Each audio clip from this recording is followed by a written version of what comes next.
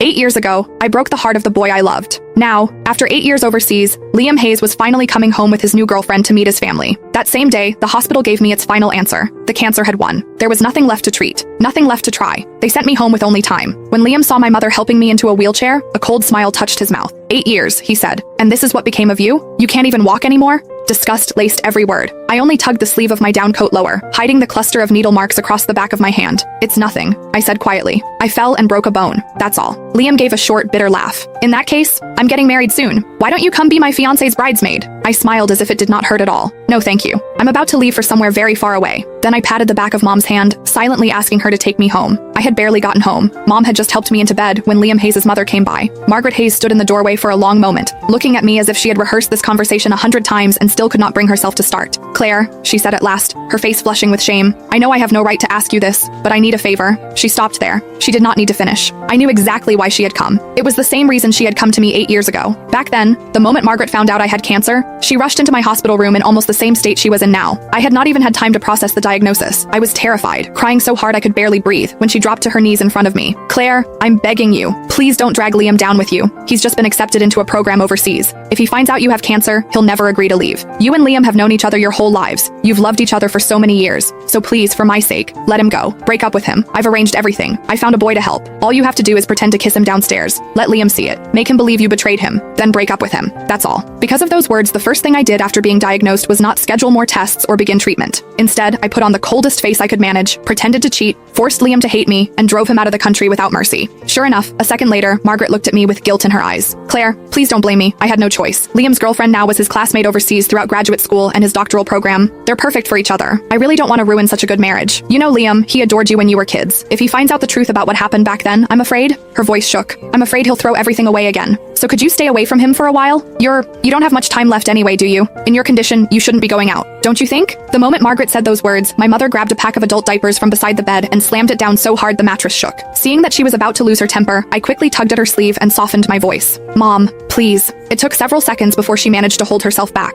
Only then did I look back at Margaret. I can promise I won't tell Liam what happened 8 years ago, I said calmly. But I can't promise I won't see him. No, I could not promise that. Because during all 8 years of surgeries, chemo, and hospital ceilings, there had never been a day when I stopped missing Liam. When chemotherapy became too much to bear, I would clutch the old photo of Liam and me until my fingers cramped. Some nights, that picture was the only thing that kept me from giving up. I went through more surgeries than I could count. Some minor, some so dangerous Mom signed the consent forms with shaking hands. More than once I was rushed into the ICU and almost did not wake up again. Every time Mom stood beside my bed and shouted herself hoarse. Claire, have you forgotten? You said you were going to survive. You said you'd get better, go overseas and explain everything to Liam yourself. You promised me.